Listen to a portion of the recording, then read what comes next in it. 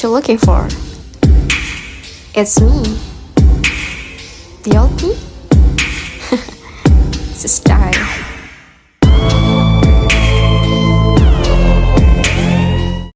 Halo semuanya, di sini kami kelompok 5 akan menjelaskan materi mengenai kajian keadaan pedesaan secara partisipatif atau PRA. Nah, video ini dibuat untuk memenuhi tugas mata kuliah pengembangan partisipasi masyarakat yang diampu oleh 2 dosen pengampu, yaitu yang pertama dengan Bapak Dr. Igudris Setiawan APSD MSI dan Ibu Nimade Klasya Sukerda SAR SL MAGB. Adapun 10 anggota kelompok 5, yaitu yang pertama ada Jessica, Cicilia, Fitna, Raffi, Serina, Rena, Bilva, Mangeva, Nabila, dan Ratna. Materi yang pertama yaitu mengenai konsep dasar PRA. Nah, menurut Gautama pada tahun 2005, partisipasi menjadi elemen penting dalam penyelenggaraan pemerintah dan pembangunan pada era demokratis. Dan pada era itu, diperlakukan metode yang efektif untuk menumbuhkan partisipasi masyarakat yang tinggi.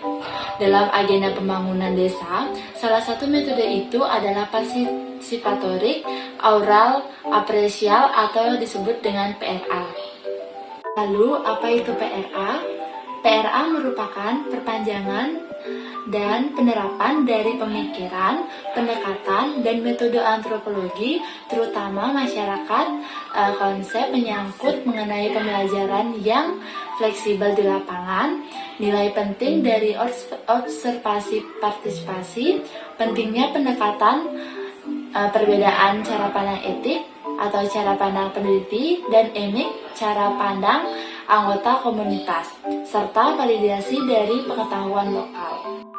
Baik, selanjutnya konsep dasar PRA. Jadi perlu kalian ketahui, PRA adalah metode penelitian aksi yang dikembangkan untuk meningkatkan partisipasi masyarakat dalam pembangunan. Nah, menurut Robert Chambers menegaskan bahwa PRA memungkinkan orang desa dapat mengungkapkan dan menganalisis situasi mereka sendiri serta secara optimal merencanakan dan melaksanakan tingkat itu desa sendiri.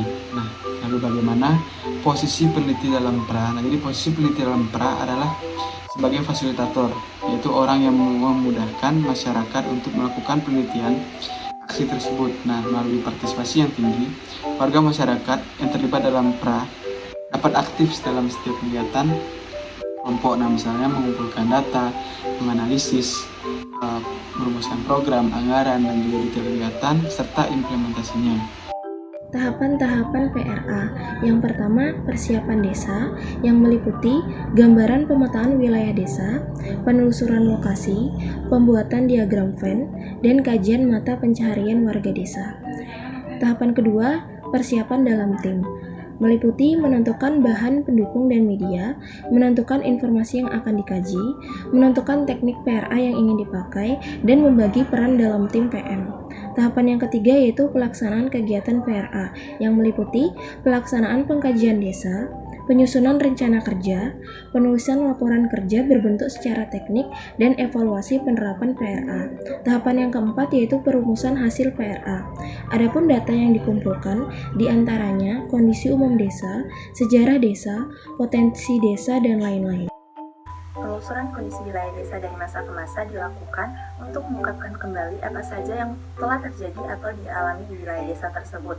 Nah, kegiatan ini dapat dilakukan dengan mewawancarai tokoh masyarakat atau tokoh adat pada desa tersebut. Nah, informasi yang diharapkan akan diperoleh dari hasil wawancara seperti sejarah terbentuknya desa, pengelolaan sumber daya alamnya, aktivitas-aktivitas warga, masalah-masalah yang pernah dihadapi dan bagaimana cara mengatasinya, serta struktur organisasi pemerintahan desanya. Pencatatan kalender musiman berdasarkan kebiasaan warga merupakan pengkajian tentang kegiatan masyarakat dari segala aspek yang terjadi secara berulang-ulang dalam kurun waktu tertentu. Misalnya tentang pola tanam, hari-hari besar keagamaan, saat-saat krisis pangan, ataupun saat-saat terjadinya serangan hama dan penyakit. Nah, manfaat pencatatan kalender musiman berdasarkan kebiasaan warga adalah untuk mendapatkan informasi mengenai kebiasaan warga dalam memanfaatkan waktu dan kondisi, serta cara-cara untuk mengantisipasi kejadian yang tidak terduga berdasarkan pengalaman dari musim ke musim. Selanjutnya adalah gambaran pemetaan desa. Dilakukan untuk memahami keadaan wilayah desa tersebut beserta lingkungannya menggunakan gambar peta atau sketsa desa.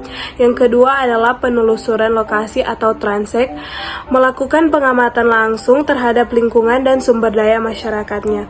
Yang ketiga adalah pembuatan diagram Venn. Teknik yang dilakukan dalam pendekatan PRA untuk melakukan kajian hubungan antara masyarakat dengan lembaga-lembaga yang ada di sekitarnya.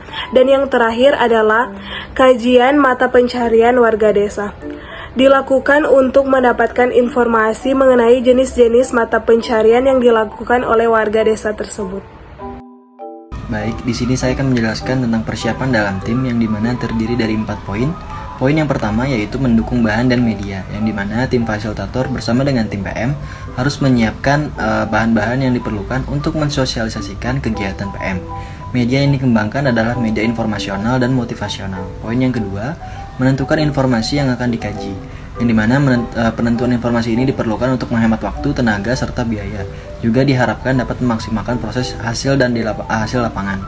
Nah, poin yang ketiga, menentukan teknik PRA yang ingin dipakai. Berdasarkan penentuan jenis ini, informasi yang akan digali atau yang sudah ditentukan pada proses sebelumnya, maka dapat dipilih atau ditentukan teknik atau juga metode yang sesuai. Dan poin terakhir, poin yang keempat, mengembangkan peran tim dalam PM, menyiapkan bahan-bahan sosialisasi kepada warga masyarakat atau sosialisasi kegiatan pengembangan masyarakat, dan juga merumuskan tujuan dan menyusun rencana kegiatan.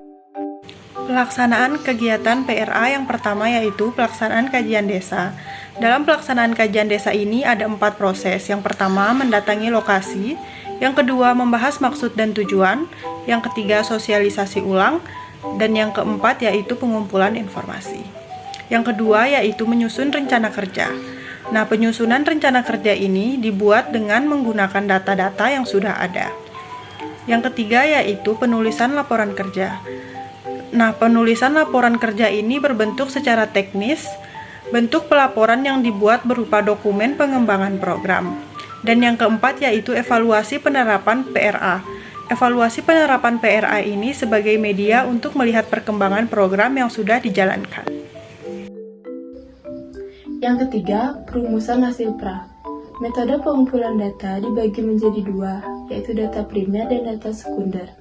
Data primer yaitu data yang didapat secara langsung melalui wawancara. Sedangkan data sekunder yaitu data yang didapat atau diambil dari instansi. Metode pengumpulan data dibagi menjadi beberapa metode, yaitu yang pertama, peta agroekosistem. Peta agroekosistem atau pembuatan peta yang melalui identifikasi kondisi desa, meliputi identifikasi topografi, tata guna lahan, jenis tanah, dan identifikasi vegetasi. Yang kedua, peta jenis usaha.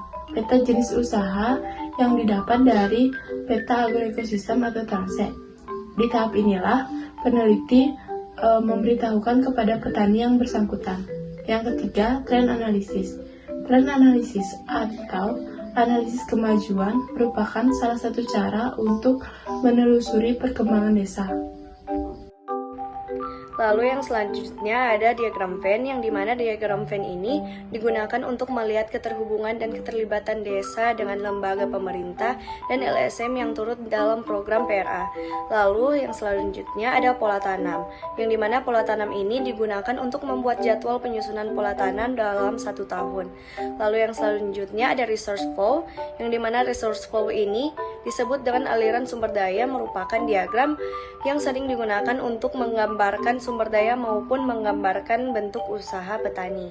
Lalu yang selanjutnya ada diagnosis masalah, yang dimana diagnosis masalah ini dilakukan setelah dilakukan survei atau peneliti usai melakukan kunjungan desa selama 1-3 hari. Lalu yang terakhir adalah analisis usaha tani, yang dimana analisis usaha tani ini merupakan diperuntukkan untuk menghitung pemasukan dan pengeluaran usaha tani. Sekian pemaparan materi dari kelompok 5. Semoga video ini bermanfaat bagi kita semua. Dadah!